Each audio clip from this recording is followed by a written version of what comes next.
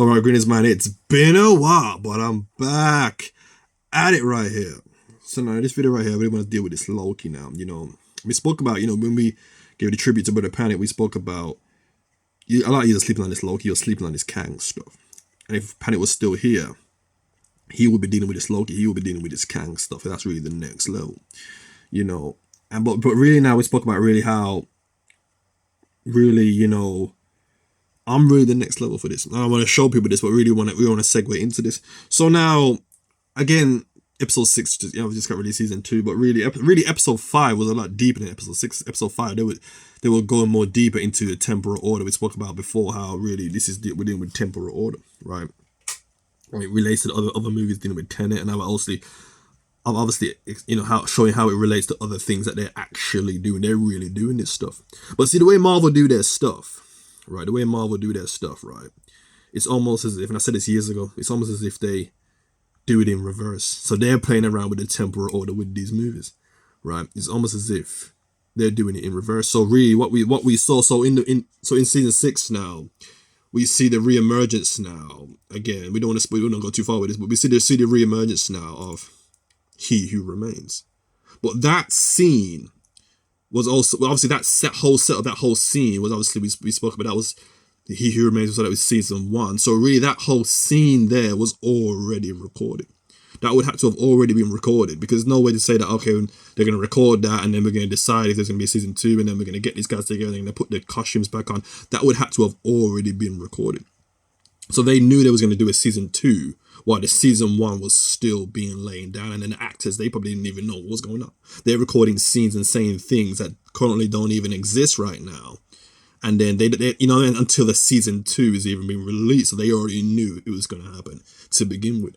So yeah, so they're playing around with the temporal order with these movies, you see. But and then we got this guy right here, Victor Timely. It was just fantastic. But really, the reason why I want to deal with this, because season 6 and also other things, we want to tap into also other things too. But see, when you're dealing with now the episode 6 now. I mean, it's not season 6.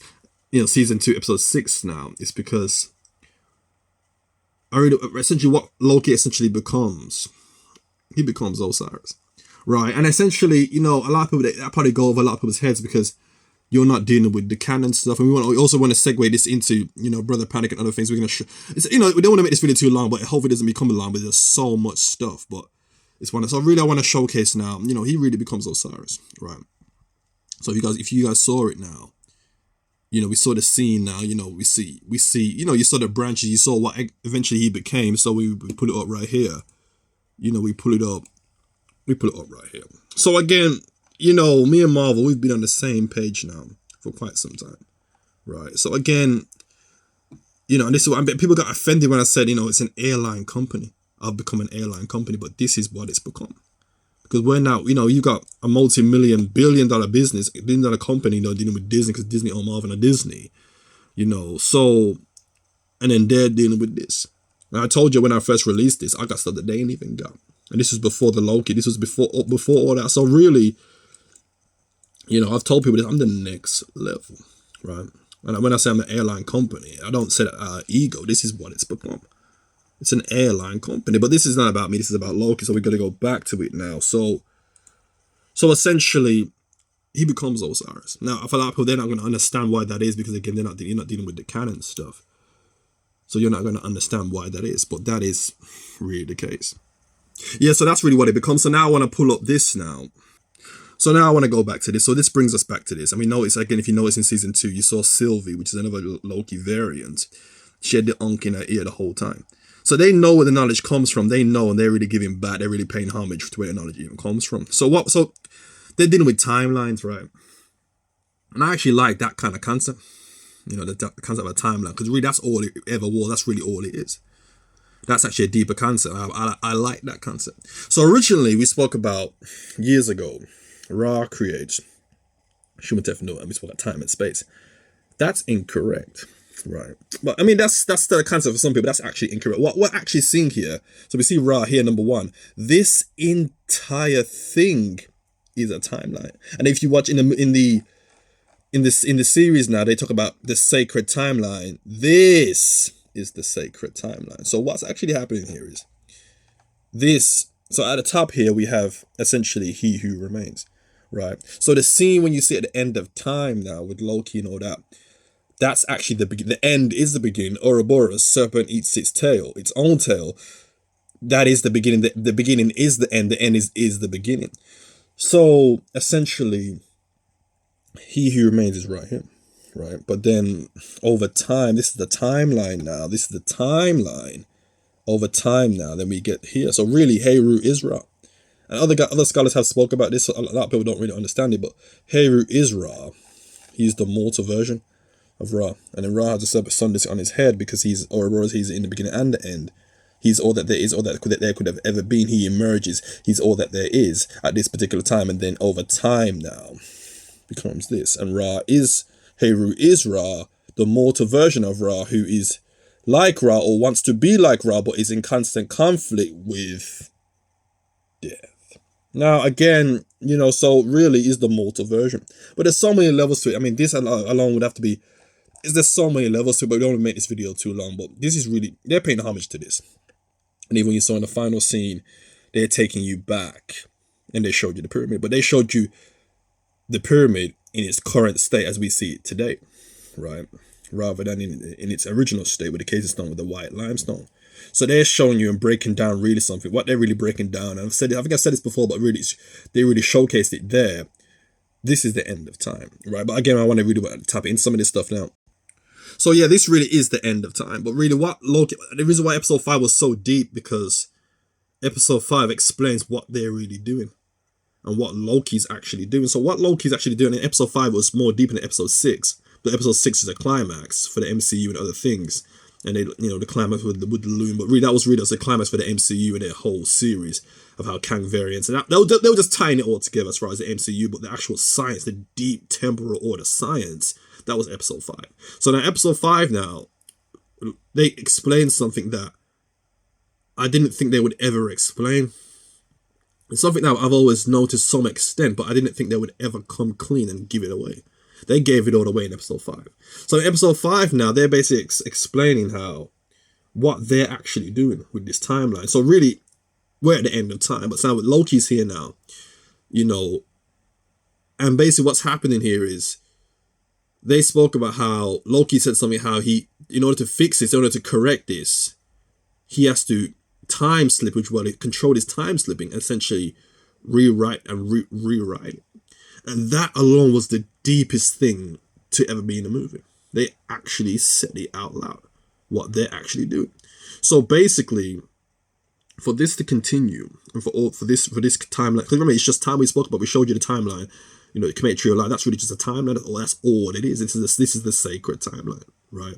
But for this to continue, like if Loki accepts that this is the end of time, if Loki deals with history and deals with Kang's story, my story, the mysteries, right? If Loki accepts the mysteries and deals with the mysteries of Kang and his story, then that puts Loki at the end of time. If Loki's at the end of time, then it all ends and it returns back to him, right?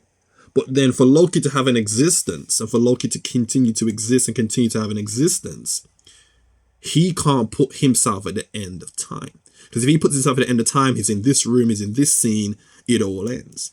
So he can't put himself at the end of time. And he spoke about how he has to rewrite. It was deep. They're basically telling you what they're doing. So Loki can't put himself at the end of time, because if he puts himself at the end of time, then it all ends and it goes back to him. But in order for it to not go back to him, or for Loki to have an existence, for Loki to do what he's doing and have a purpose, he can't put himself at the end of time. He has to put himself in the middle, in the beginning, even at the start. And we saw him with the time slip, and he was what he was doing. So he has to rewrite the story and put himself at the beginning to have an existence, right? Check, right? So it was incredible. It's a course. Now I want to go back to now, relate it back to now. Brother Panic's final message. So we go back here now. Actually, what else do I want to pull up? Actually, let me see. Yeah, so we also have the tree right here. We spoke about he becomes the tree again, but he becomes the tree. So again, we also links back to this. But still, me and Marvel are on the same page, because again, we're on the same page. Again, we spoke about he becomes Osiris. We're going to show you that right here. He becomes Osiris. That's what he becomes. But a lot of the laymen who are still dealing with the Greco-Roman stuff, that's not going to make sense for you, right? That's not going to make sense to you. The concept of him becoming Osiris, that's not going to make sense to you because you're dealing with the Greco-Roman. You're not dealing with the canon. So what we're looking at here is canon stuff, right? Original papyrus, original information.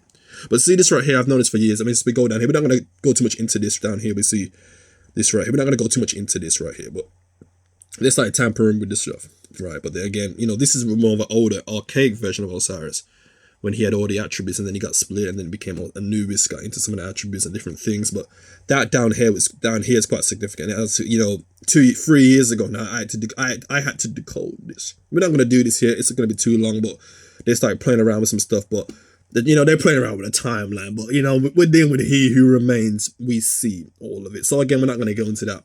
That was 3 years ago I decoded this. But again, we're going back to it now. So we're got to go back to it.